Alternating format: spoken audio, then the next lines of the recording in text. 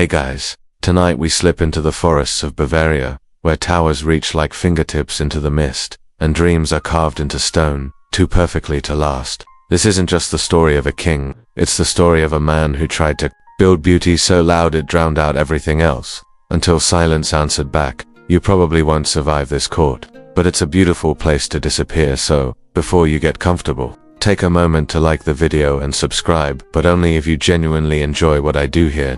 And comment your location and local time, especially if you've ever seen mist move across a lake like it's breathing. Now, dim the lights, maybe turn on a fan for that soft background hum, and let's ease into tonight's journey together." The carriage door shuts with an echo that doesn't end. It follows you through mountain passes and winding cobbled roads. You sit beside him, Ludwig, not Mad King Ludwig as they'll later call him, just Ludwig, pale hands in pale gloves, staring out the window like he's chasing something no one else can see. The trees blur past, then the towers. Neuschwanstein appears not like a castle, but a vision. Too white, too tall, a fantasy sketched in the margins of a diary and built out of sheer will. He doesn't smile as he sees it, only nods. Here's your historical fact. King Ludwig II of Bavaria commissioned his castles in the late 19th century as tributes to opera, medieval romance, and myth.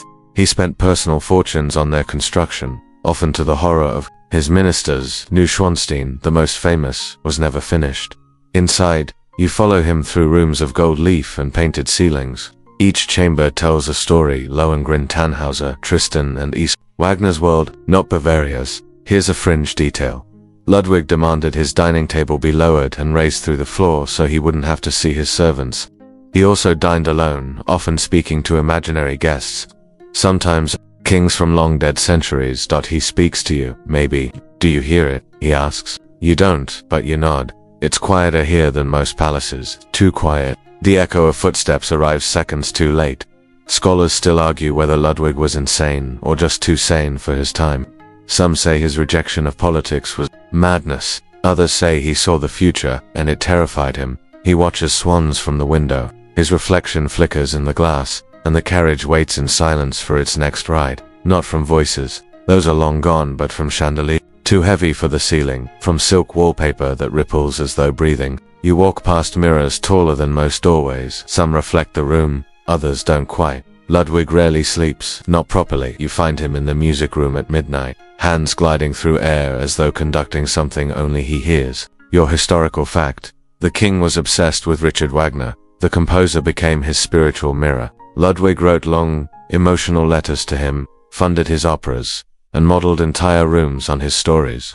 Their relationship soured later, but the myth never left. The ministers are growing restless. You hear it in the clipped heels on marble, in the way letters vanish from Ludwig's desk, in the doctor who arrives without smiling. He's told the king is unfit, that words like paranoia, monomania, and megalomania have been whispered into legal scrolls, but Ludwig just smiles faintly, and looks past him. You don't understand, he says. This place is alive. Here's your fringe tidbit. One visitor once claimed Ludwig left notes in the margins of books addressed to God, signed with your dreaming brother. The doctor reports back. His Majesty believes he lives in legend, and here's the debate. Was the diagnosis real, or manufactured? Ludwig's politics were troublesome, his spending uncontrollable, his alliances inconvenient. Declaring him mad solved many problems. For others, he begins wandering at night. He speaks to statues, avoids mirrors, and watches the lake like it owes him something. You hear him whisper, "They want the castle empty.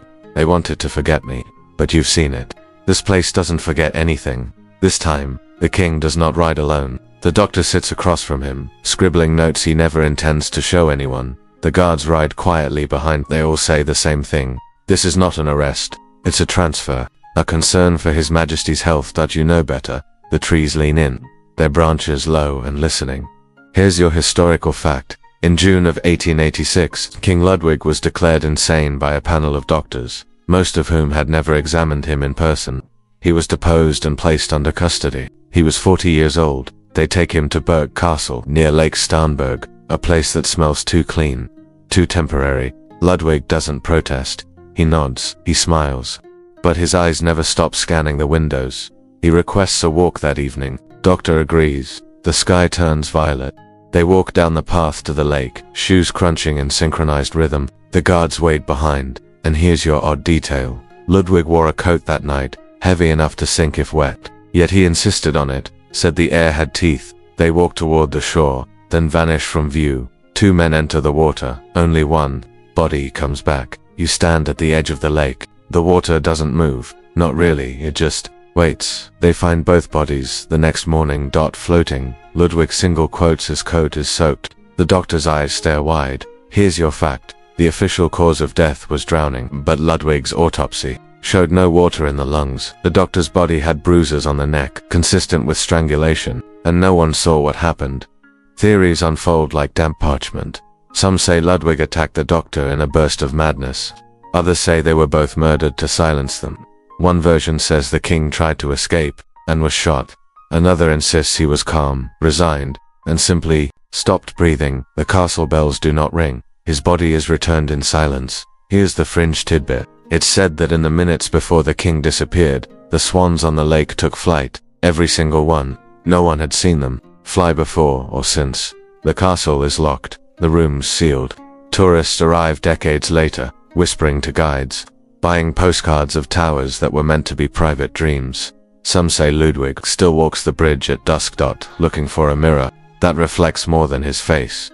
Not literally. There are cameras now, and velvet ropes, and visitors in sneakers, but it's still empty in the ways that matter. You walk those halls again, the same ones you wandered with him. You see the places he touched, the stories he built. His breath still lives in the drapes, in the gold that never faded. The music room remains silent. No one plays Wagner anymore, but the notes hum in the walls. Here's your historical fact. Neuschwanstein Castle was opened to the public just weeks after Ludwig's death, despite being unfinished. The very thing he built to escape the world became its most visited monument. You see children point at painted ceilings, parents take photos, and somewhere deep in the rafters, a soft echo whispers, they want the castle empty, but it never was. Here's your odd detail. One mirror in the throne room reflects the viewer with a slight blur. Experts say it's the glass. Others aren't so sure, and the debate continues. Was Ludwig mad, a visionary, a prisoner of his own legend, or simply a man born a century too late, with a heart tuned to melodies no one else could hear? You walk out into the garden. A single swan glides across the still lake. Don't ripples, no ripples, don't wind, just memory, carved in stone.